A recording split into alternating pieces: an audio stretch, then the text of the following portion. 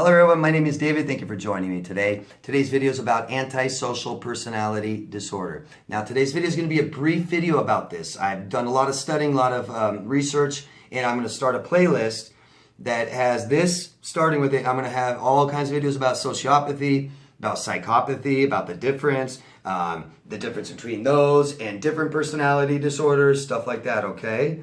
Like I said, I've been researching this stuff for a long time now, and I'm finally ready to get started because it's a very complex topic.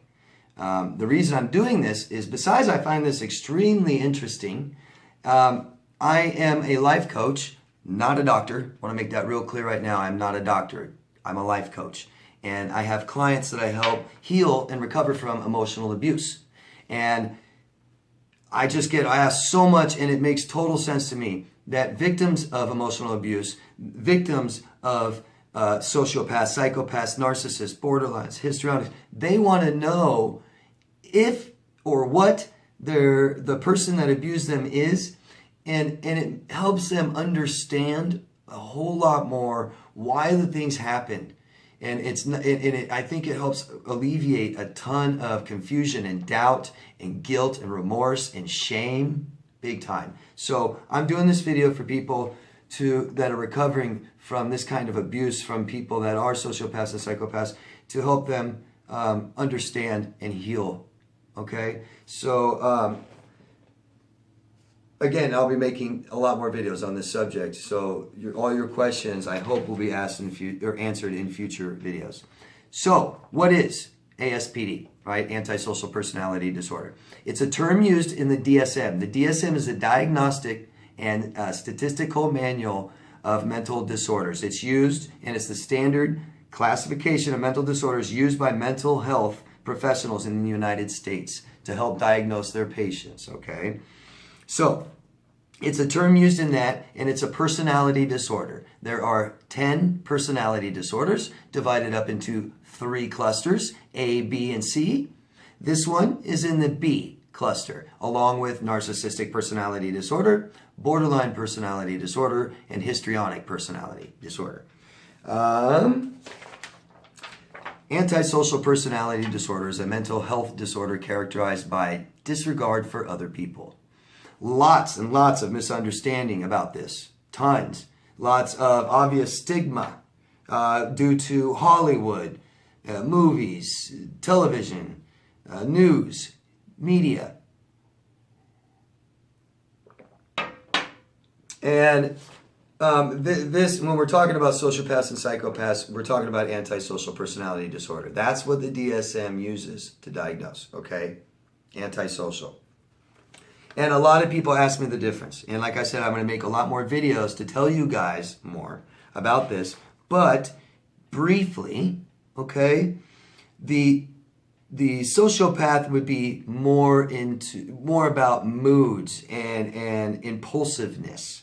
And the psychopath is born the way they are. It's genetic. There are actually new studies finding out that there's a gene that psychopaths have that make them aggressive, but it's got to be triggered in their life. There's lots of psychopaths that aren't triggered, and they go on to be good family men, not break the law, stuff like that, okay? I'll get more into that in more videos, okay?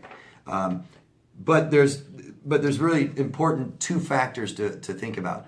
With psychopathy, there's an interpersonal affect factor and a social deviance factor. When you talk about sociopathy, it's just the second one, social deviance factor. Okay, I'll get more into that in other videos. This leads me to diagnosis. You can't diagnose someone with antisocial personality disorder until they're at least 18 years old. Before that, they display that behavior and traits. We call it child conduct disorder. Okay, but people that have or are diagnosed with antisocial personality disorder as adults typically all show and exhibit or have child conduct disorder. Okay. If child conduct disorder is untreated, they are very high at risk for developing other disorders like personality disorders, such as antisocial personality disorder, anxiety and depressional disorders, and substance use disorders. You'll also see them grow up, and typical could be violent behavior, aggressiveness, disruptive behavior, problems following rules. So the symptom criteria, let's go down some of those quickly. Do not conform to social norms. Acts that violate laws.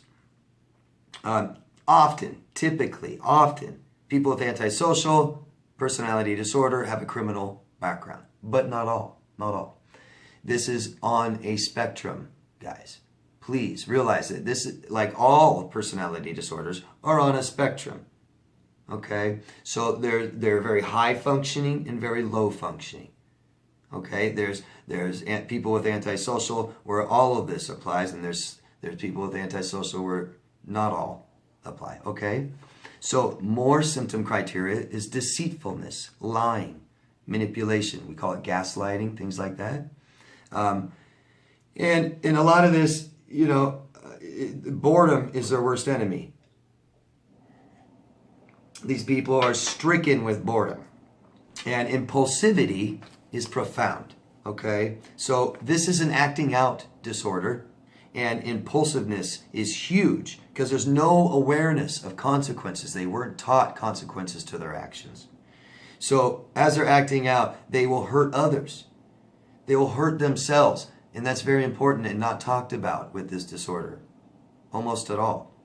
They could be self-harming very much. Okay. Some common things you'll see with impulsivity amongst them is things like changing their alias, changing names, moving jobs, okay? Irritability, again, bored, big time. Aggressiveness.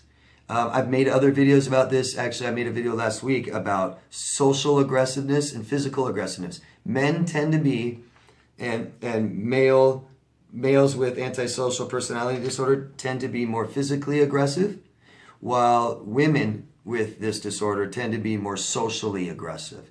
You'll often see things like smear campaigns, slander, libel, harassment, stalking, gossip, right? Another one would be reckless disregard for safety of others and self. Risk-taking behaviors, and that can be anything from jumping off buildings and with parachutes and driving fast with someone else in the car. So they're putting their life in danger and your life, their life and your life, both. Irresponsibility, and that could be at work. They may be fired. They may quit a lot, late all the time, not do their jobs right, and lack of guilt or remorse. Oh, and the other one, irresponsibility in relationships, guys. Important, very important, right? To have a relationship or an intimate relationship with somebody, there takes a lot of responsibility, right? That's where you'll get into, it's not my fault, I didn't do it, I'm not sorry, you did it, it's all your fault. And that takes me into lack of guilt or remorse. Now, this is very, very huge topic, and I know people have tons of questions on this. I'm going to get into this in more videos, okay, in the near future, coming up. Empathy, right? So a lot of people say sociopaths, psychopaths have no empathy, okay? And it's not true. They do have empathy. There's different kinds of empathy, guys, okay? And everything's on a spectrum, right? There's cognitive empathy. There's emotional empathy. Cognitive empathy means that they're aware that they hurt you. They understand. They get it, right? They just don't care. No emotional empathy there. So, when I have people come tell me their horrible, painful stories, I may feel that. You guys know what that's like.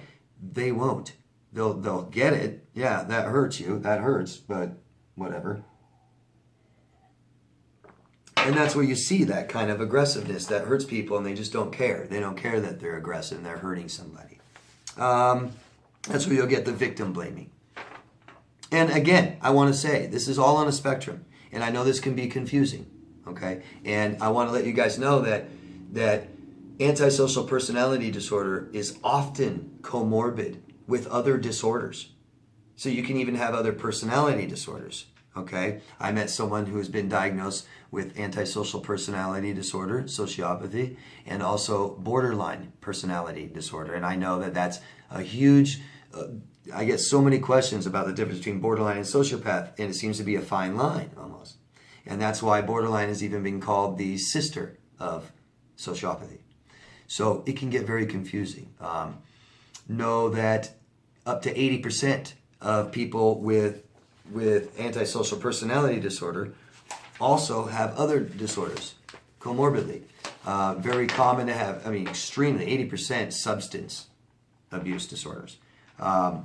It goes lower, but anxietal, depressional disorders, very, very common. Know that, not everyone that is a sociopath may have a criminal record, but maybe they've been sued for harassing or attacking people, stuff like that. You know what I mean? So, like I said, it's all on a spectrum. I know it gets confusing, so the best way is just keep learning more and more. There are so many studies on this right now being done, and I'm trying to find them and learn them and take a lot of that information and try and get as much as I can to get an idea of what it really is.